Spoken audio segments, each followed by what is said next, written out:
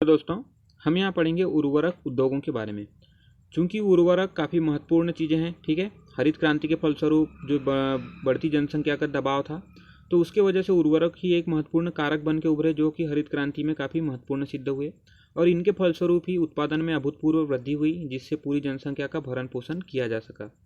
तो ये उर्वरक उद्योग आधारभूत उद्योगों के अंतर्गत आता है और काफ़ी महत्वपूर्ण है। भारतीय परिदृश्य में देखें तो बढ़ती जनसंख्या का जो भरण पोषण है, उर्वरकों के ज़्यादा से ज़्यादा प्रयोग के माध्यम से ही यहाँ पे जो कृषि उत्पादन है वह काफ़ी ज़्यादा मात्रा में बढ़ाकर यह पूर्ण किया जा रहा है। तो उर्वरक उद्योगों के हम इन्हीं बारे में चर्चा करेंगे कि ये कहाँ पे स्थित हैं, ठीक है। इनकी क्या कहना चाहिए, क्या महत्वपूर्ण चीज़ें हैं कृषि क्षेत्र में या सभी उर्वरकों के उत्पादन में। तो एक एक करके हम इसके बारे में यहाँ पे चर्चा करेंगे। तो आइए जानते हैं। तो सबसे पहले उर्वरक उद्योग में देखें तो निवेश और उत्पादों के मूल्य की दृष्टि से यह लोहा इस्पात के बाद अगर देखें तो दूसरा सबसे बड़ा उद्योग है, ठीक है। हमने एल्युमिनियम उद्योग के बारे में भी चर्चा की थी, जो कि इस्पात उद्योग के बाद में दूसरा नंबर पे आता है। परंतु निवेश और उत्पाद के मूल्य की दृष्टि से देखें, अर्थात यहाँ पे अगर जितना मात्रा में यहाँ पे इसका उत्पादन किया जाता है उसके मूल्यों के बारे में अगर हम यहाँ पे चर्चा करें तो लोहा इस्पात उद्योग के बाद यह दूसरा सबसे बड़ा उद्योग है। नाइट्रोजन उत्पादन में चीन प्रथम नंबर पे आता है, ठीक है। नाइट्रोजन उत्पाद अर्थात जो उर्वरक में नाइट्रोजन का उत्पाद किया जाता है। उसके बाद जो यूनाइटेड स्टेट ऑफ अमेरिका यह आता है। उसके बाद हमारा भारत तृतीय नंबर पे आता है, ठीक है। भारत में सर्वप्रथम जो 1906 में रानीपेट तमिलनाडु वाले क्षेत्र में आप यहाँ पे देख सकते हैं मैप में तमिलनाडु, मैं आपको दिखाते जाऊँगा एक एक क्षेत्र, ठीक है। कृपया इसे भी ध्यान से देखिएगा, इससे आपका कॉन्सेप्ट क्लियर हो जाएगा कि भारत के कौन से क्षेत्र में यह उद्योग संकेंद्रित है।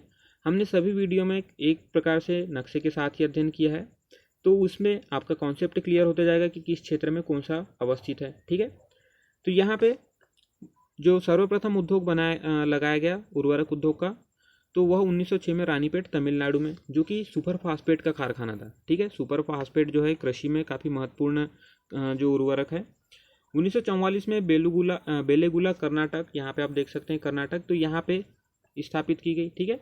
और अलवाय, तो ये दोनों जो क्षेत्र हैं बेलेगुला और अलवाय कर्नाटक में ही पड़ते हैं। तो यहाँ पे अमोनिया और अमोनिया सल्फेट की यहाँ पे जो इकाई थी उर्वरकों की, तो उनकी स्थापना की गई। 1951 में भारतीय उर्वरक निगम, जो कि सरकार द्वारा इसको बनाया गया, ठीक है। जो उर्वरक थे, उर्वरकों के उत्पादन में वृद्धि करने के लिए इस निगम को बनाया गया। प्रथम पंचवर्षीय योजना में सिंदरी झारखंड, ठीक है, आप यहाँ झारखंड देख सकते हैं, तो यहाँ पे उर्वरक उद्योग की स्थापना की गई। ये सब सारे सरकार के द्वारा प्रयास किए गए पंचवर्षीय योजनाओं के अंतर्गत। नेक्स्ट देखते हैं 2013-14 में, ये 2013-14 के अंतर्गत अगर देखें तो पूरे भारत में 56 बृहद पैमाने के उद्योग थे उर्वरकों के, जिसमें से 30 यूरिया के उद्योग थे और 21 डीएपी, ठीक है। तो इस प्रकार से यहाँ पे काफ़ी ज़्यादा मात्रा में उत्पादन किया जा रहा है। नाइट्रोजन उत्पादन क्षमता अगर भारत में देखें तो 1950-51 में 85,000 टन था, लेकिन 2011-12 में यह बढ़कर 129 लाख टन हो गया, ठीक है।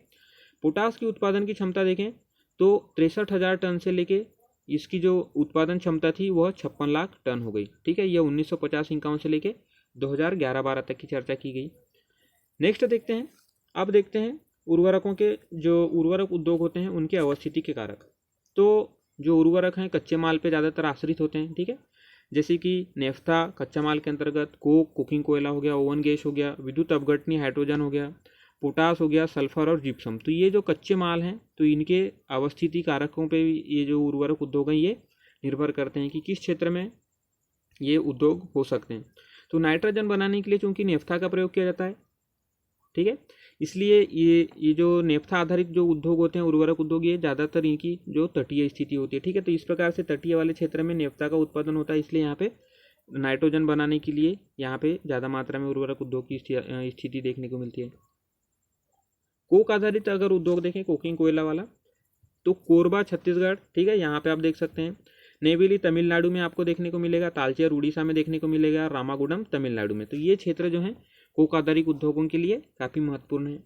ओवन आधारित उद्योग देखें तो सिंदरी झारखंड में, ठीक है, यहाँ पे आपको देखने को मिलेगा। जमशेदपुर झारखंड में, राउरकेला उड़ीसा में, इसके अलावा भिलाई छत्तीसगढ़ में, दुर्गापुर पश्चिम बंगाल में। इसके अलावा देखें तो इलेक्ट्रॉनिक जो हाइड्रोजन तकनीक होती है उर्वरक बनाने की, ठीक है, तो वह पंजाब वाले क्षेत्र में यहाँ पे काफ़ी आपको संकेंद्रित मिलेगा। नेक्स्ट देखते हैं प्रमुख कंपनियाँ देखते हैं, प्रमुख जो कि उर्वरक बनाने की कंपनियां हैं।